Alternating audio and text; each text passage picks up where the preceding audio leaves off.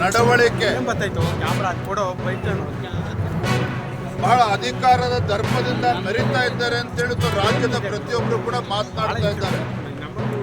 ಮೊನ್ನೆ ದಿನ ಪಂಚಮಸಾಲಿ ಸಮಾಜ ಮೀಸಲಾತಿಯ ಬಗ್ಗೆ ಹೋರಾಟವನ್ನು ಕೈಗೆತ್ತಿಕೊಂಡಾಗ ಏನ್ ದಾಳಿಯಾಗಿತ್ತು ಮುಖ್ಯಮಂತ್ರಿಗಳಿಗೆ? ಅಧ್ಯಕ್ಷತೆಯಲ್ಲಿ ಸ್ವಾಮೀಜಿಗಳು ರೈತಾಪಿ ವರ್ಗದವರು ಧರಣಿ ಮಾಡ್ತಾ ಇದ್ರು. ಅಲ್ಲೇ ಹೋಗಿ ಅವರ ಅಹವಾಲನ್ನು ಸ್ವೀಕಾರ ಮಾಡ್ಬೋದಾಯಿತು. ಅದು ಮುಖ್ಯಮಂತ್ರಿಗಳು ಮನಸ್ಸು ಮಾಡಲಿಲ್ಲ. ಇಲ್ಲೇ ಸುವರ್ಣಸೌಧದಲ್ಲಿದ್ದರೂ ಸಹ ಅಲ್ಲಿ ಜಯಮೃತ್ಯುಂಜಯ ಸ್ವಾಮಿಯವ್ರನ್ನ ಹೋಗಿ ಭೇಟಿ ಮಾಡ್ತಕ್ಕಂಥ ಒಂದು ವ್ಯವಧಾನ ಮುಖ್ಯಮಂತ್ರಿಗಳಿಗೆ ಬರಲಿಲ್ಲ. ಅದರ ಬದಲಾಗಿ ಇವತ್ತು ಅಮಾಯಕರ ಮೇಲೆ ಲಾಠಿ ಚಾರ್ಜ್ ಅನ್ನು ಮಾಡೋದಕ್ಕೆ ಆದೇಶ ಮಾಡಿ ಯಾವ ಚೆನ್ನಮ್ಮ ನಾಡಿನಲ್ಲಿ ಇವತ್ತು ರಕ್ತ ಹರಿಸ್ತಕ್ಕಂಥ ಕೆಲಸ ಆಗಿದೆ. ಇದು ಖಂಡಿತ ಇದು ಅಕ್ಷಮ್ಯ ಅಪರಾಧ. ರಾಜ್ಯದ ಮುಖ್ಯಮಂತ್ರಿಗಳನ್ನ ಆಗ್ರಹವನ್ನು ಮಾಡ್ತಾ ಇದ್ದೇವೆ.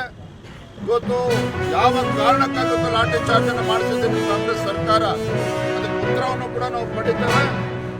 ಜೊತೆಯಲ್ಲಿ ಏನು ಅಧಿಕಾರಿಗಳು ಇವತ್ತು ಪೊಲೀಸ್ ಅಧಿಕಾರಿಗಳು ಇವತ್ತು ದರ್ಪದಿಂದ ಮೆರೆದಿದ್ದಾರೆ ಅಂತ ಅಧಿಕಾರಿಗಳ ವಿರುದ್ಧ ಇವತ್ತು ಕ್ರಮವನ್ನು ಕೂಡ ಜರುಗಿಸಬೇಕು ಅಂತೇಳಿ ನಾವು ಇವತ್ತು ಒತ್ತಾಯವನ್ನು ಕೂಡ ಮಾಡೋರಿದ್ದೇವೆ.